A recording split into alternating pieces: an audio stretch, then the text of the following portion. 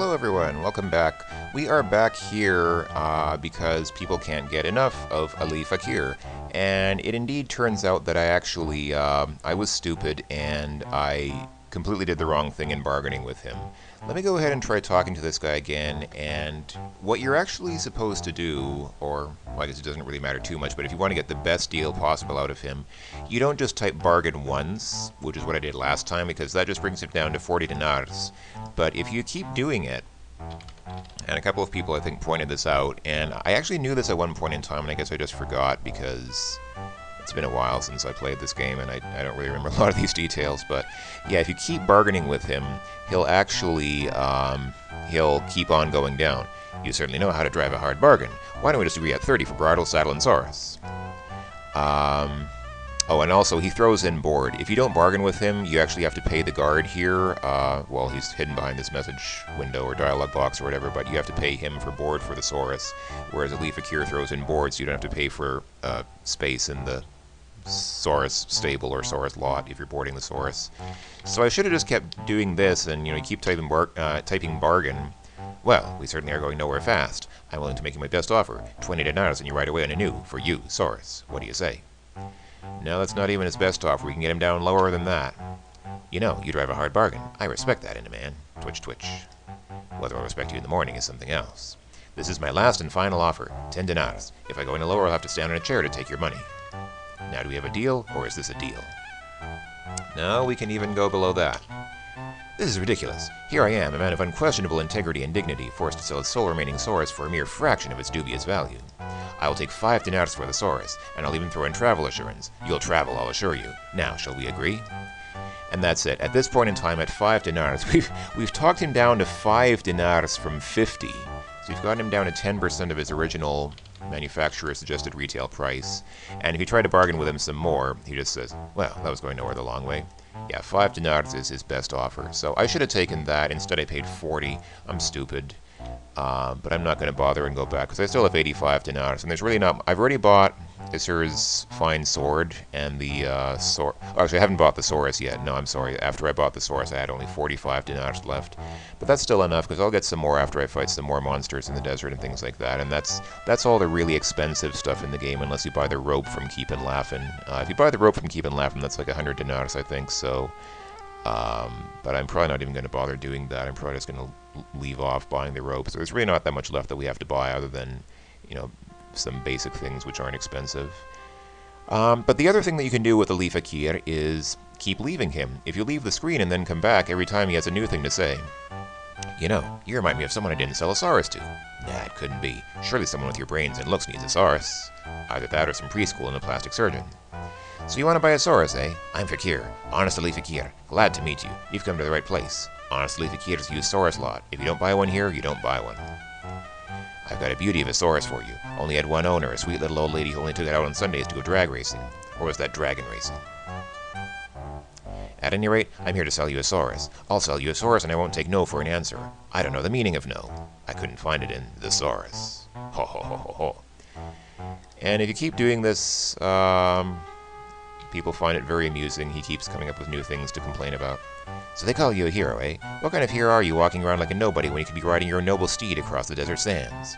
I can see it now, you in your flowing white robes, riding with the entire Bedouin nation at your side, your blue eyes blazing as you ride to glory. I think this may be also a bit of a reference to Lawrence of Arabia.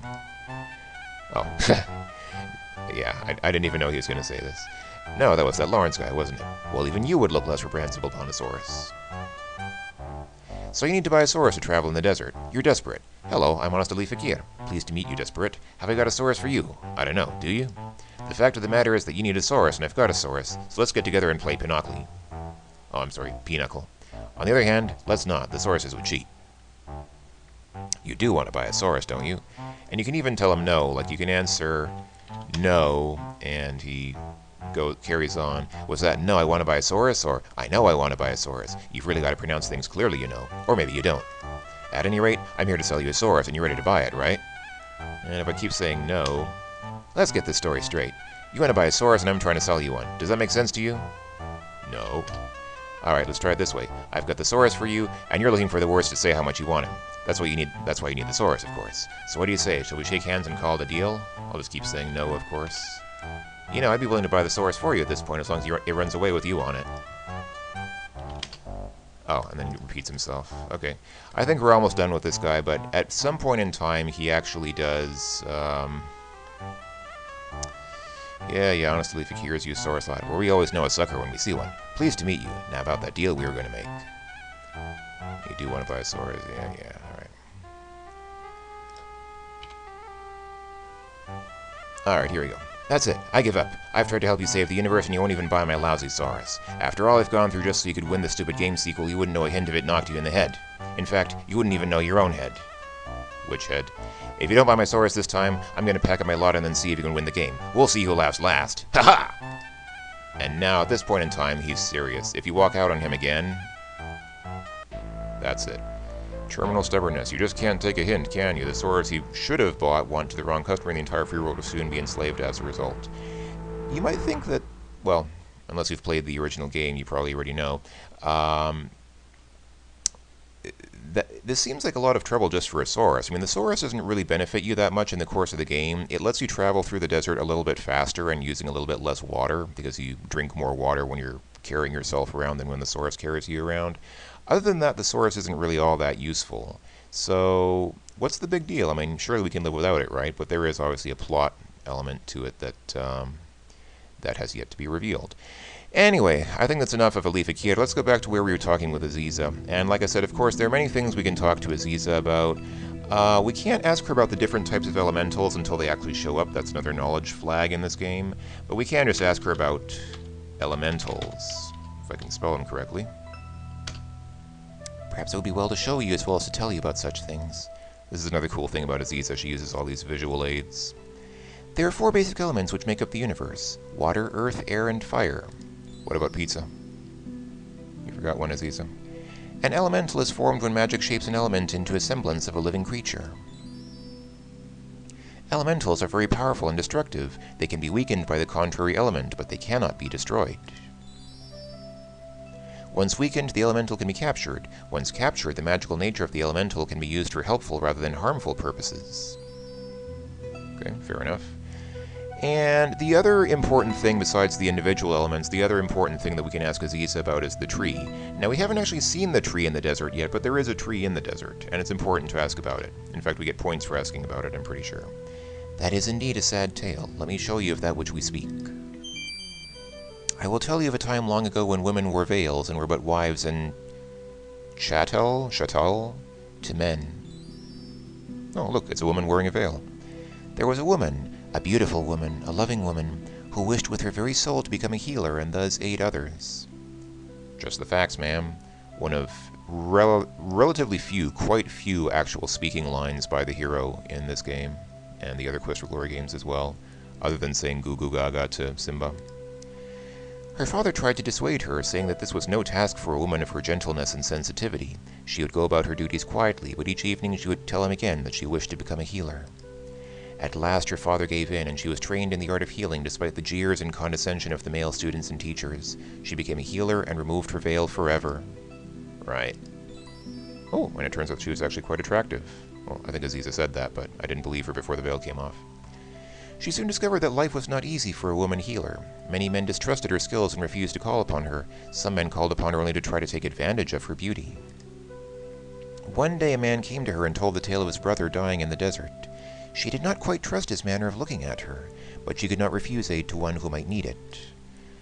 She followed him out of the city and into the desert. She was led to an encampment of ragged tents. She soon learned to her sorrow that the tale of the brother was but a lie. These were brigands, and what they did with her I shall not say, because we can guess without her saying it. She tried to escape them the next day and ran to the mountains to hide. They were swift to follow. They had nearly recaptured her when she called aloud for help. A genie heard her cry and transformed her into a tree. There are 3 things you must give her to save her soul: a gift of kindness, a gift of magic, and a gift of love. The gift of kindness is simple. It is only what you would give to someone who has been in the desert far too long. You must then tell her about yourself, remind her what it is to be human. Your words are as important as the gift, for they give meaning to the act. I know you can achieve the gift of kindness, but you do not yet have a suitable gift of sacrifice. Perhaps you'll be able to do this another time. Okay, fair enough. Did I talk to her? I think I talked to Aziza about everything else on her dialogue selection list. And so let's just go ahead and thank Aziza. You are most welcome. And let's say goodbye. It has been a pleasure conversing with you. Perhaps we shall share tea again sometime. You want to be nice to Aziza. If you act up in her house, she'll kick you out. And she'll probably forgive you later. I mean, later on in the game, you can make up and come back and apologize to her, and she'll say, okay, well, we had a misunderstanding or whatever. But if you become a paladin in this game, which I'm actually going to try to do for this Let's Play, you get extra points at the end for not getting kicked out of Aziza's apartment, and I'd actually like to do that. I'd actually like her to not kick us out, which really isn't that hard. It's not like it's super difficult to do, but anyway. Okay, so we've met Aziza. So at this point in time, we've uncovered everything on the map except for the things around the Fountain Plaza and WIT. And, well, I guess there's the Saurus repair shop, which is up here. I guess I can show that. It's a really quick thing. But since it's only mid-morning on day 2, I'm kind of out of... I've shown us most of the city now and what the city looks like for most of this remake, so... I'm going to go ahead and grind up my character a little bit, and I think in the next video we'll probably go ahead to evening when we can watch Shima dance. I might show some things in between, who knows, we'll see how it goes. But for now we've seen what I hope is the last of Ali Fakir, and we finished obviously talking to Aziza, and learned some interesting things from her. And we finish off on a most auspicious number of puzzle points, 69. And that icon that's hovering below it just happens to be oddly appropriate for that number as well, I suppose. Yeah, okay. I'll shut up now. Thanks for watching, everyone. I will see you in the next video. Bye-bye for now.